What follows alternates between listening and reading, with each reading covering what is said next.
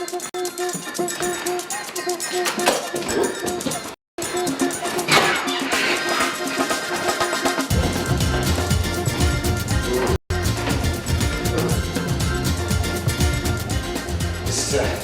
to let you know, I really have not drunk a single drop of beer, totally professional, and it's just a room that simulates being drunk, and it really works. Not that I know, of course, but definitely feel a bit funny.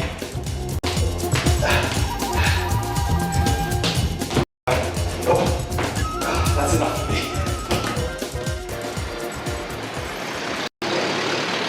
Right, it's 5 p.m. and closing time at the pub. I mean, beer factory. You might have to be dragged out of there as you finish your glass of one of the freshest beers you've ever tasted. But at least there's plenty to see just around the corner.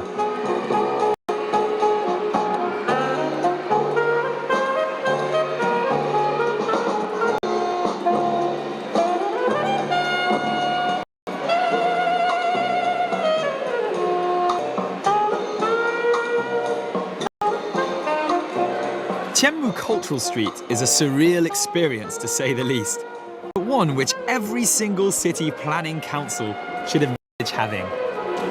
Well, as if Beer Street isn't cool enough, there's a place at the other end called Chunmu Street, and it's this covered market sort of thing here, but it's full of wonderful things. We've got restaurants, bars, tea houses, there's a gym, there's entertainment, all sorts. There's lovely ladies here. Hi. Who are all dressed in traditional clothes. And what else we got? Yeah, tea houses. There's places where you arcades and places where you can drink. And look at that, face changing.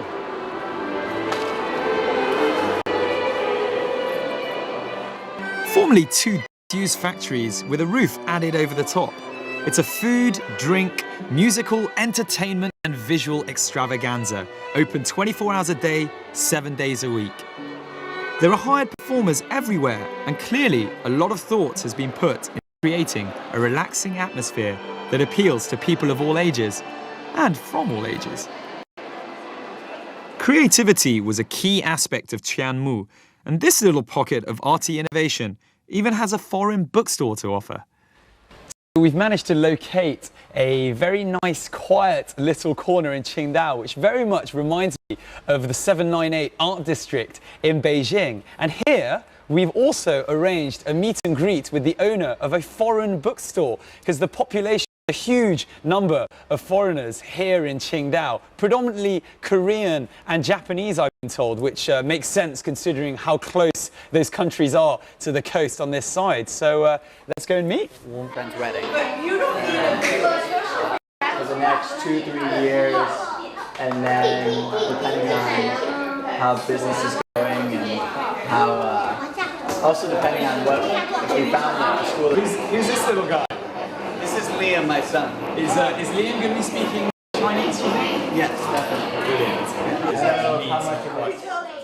Rather surprisingly, this bookstore seems to be as popular with the Chinese as with the foreigners. Come down here if you're looking to buy a brand new bestseller, pick up a bargain second-hand book, or simply improve your English at the many workshops on offer. There's certainly an air of enthusiasm about the place.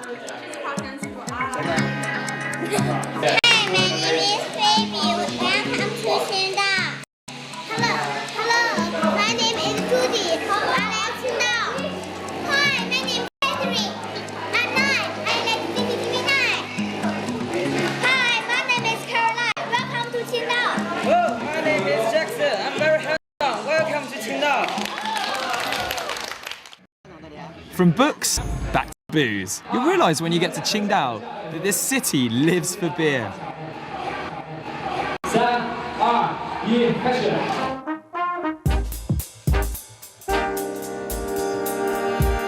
We chanced across this little competition, although little is obviously not the word for the glasses. Tonight's show was actually set up to separate the wheat from the chaff, as it were. It's the qualifiers for the annual beer drinking competition that will take place at the Qingdao International Beer Festival in a few weeks' time. Just to give you an idea of what sort of competition you'll be up against, last year's winner managed to down 1 litre of beer in 9 seconds. It takes place between August and September every year and is filled with merry-making activities. Can't make the Oktoberfest in Munich? Fear not. There's an alternative on the east coast of Shandong.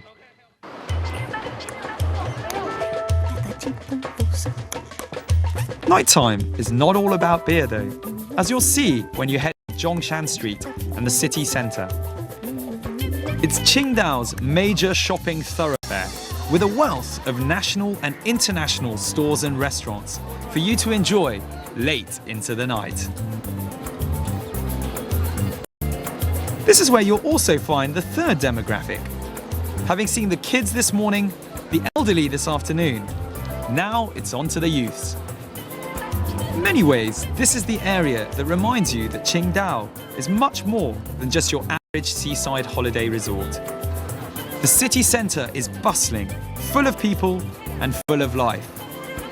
It's as cosmopolitan as any city you'll find in China, so you should wait for a second at the top of the escalator that leads onto the street to take in the view. You'll be amazed at the sea of people below you.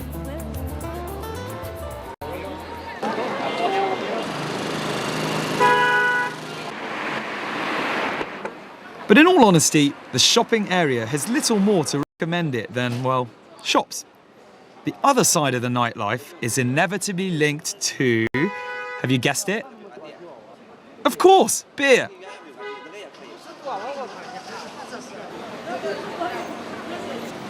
Head back down to Pijiujie, or Beer Street as it's actually known, and you'll be drawn to the neon lights like a moth to a flame.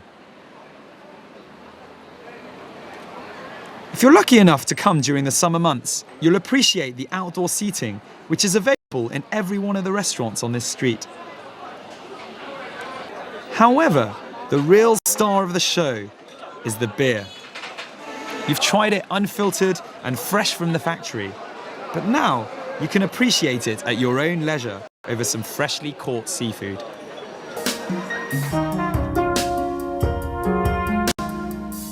Beer doesn't get much fresher and better than it is on this street. Only once you've tasted it will you see the difference. That said, beware. Once you've gone unfiltered, you may never go back. If you've a half a day to spare, head 40 kilometers east of Qingdao to the famous Taoist retreat of Laoshan. It's the point where Laoshan mineral water, reckoned to be the best in China, starts its life. As one of the original birthplaces of Taoism, the mountain is an important pilgrimage destination. In the past, Taoist priests living on the mountains were conferred with special privileges.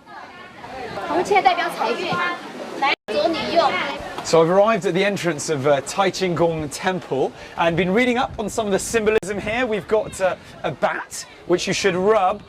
Good luck. Left hand if you're a man, and right hand, well, I won't do that. Right hand if you're a lady, and that's because the bat, the Chinese for bat is very similar to the Chinese for luck. Here we have the character for longevity, long life, together with some money, so those go very well together.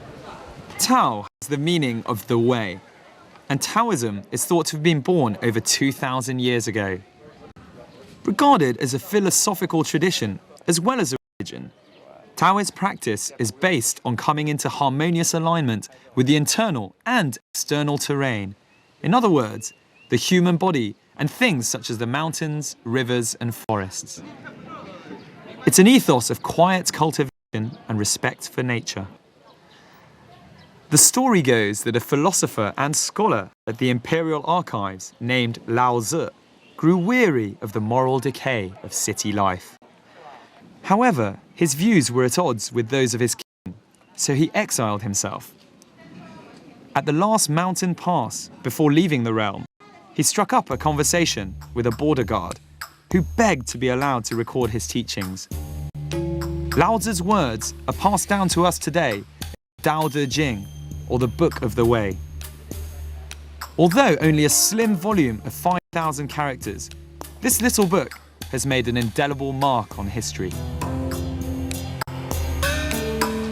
It's said that Taoism is the only homegrown Chinese religion, with Buddhism being imported from India and Confucianism being more of a philosophy.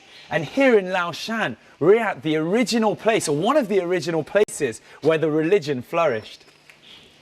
Laoshan Mountain is associated with Taoist legend and myth, and there's a well-known story written by Pu Tongling in his famous supernatural short story book, Strange Tales from a Chinese Studio.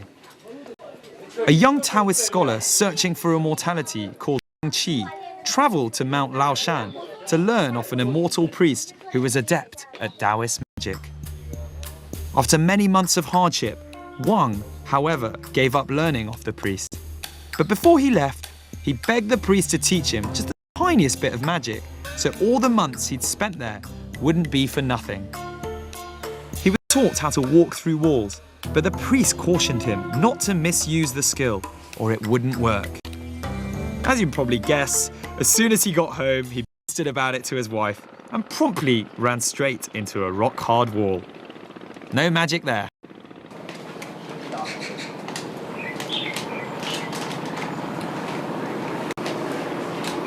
The setting for the palace is quite idyllic, and there are actually paths up to the summit of Laoshan. You can hike there if you're feeling energetic, but don't worry if you're more of a "of course I could if I wanted to" kind of person, as a cable car will also whisk you right to the top. Once at the peak, do be wary of the extremely high winds. We were warned that visitors had been known to be blown right off the mountain and into the sea. Don't say we didn't warn you. In any case, once at the top, you'll get a really good impression of what the whole world now refers to as feng shui. Feng shui means wind and water, so it's obvious why its powers are said to be so powerful on Laoshan. Feng shui has been used for thousands of years in China and the Far East as a method of determining the best or most appropriate locations for leading a harmonious life. In layman's terms, it's basically the best places to stick your stuff if you're looking for a bit of good luck. Perfect for a quick break and a perfect chance to see the lucky feng shui that the temple has down on my right. In front of it has the sea, to the right a dragon-shaped mountain, and to the left a mountain shaped in the head of a tiger. All very good meanings, but break time over.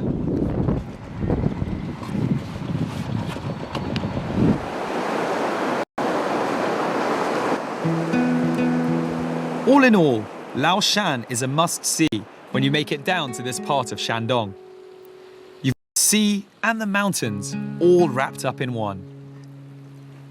The best time to visit the mountain is probably from early June to September, when the average temperature would be around 20 to 28 centigrade, and there are fewer clouds to obstruct the incredible views. The bit I hate the most as the sun sets on Qingdao, and unfortunately our program also for today. Now, as well as being a fantastic summer seaside holiday resort, there's a lot more to this place, both historically and culturally.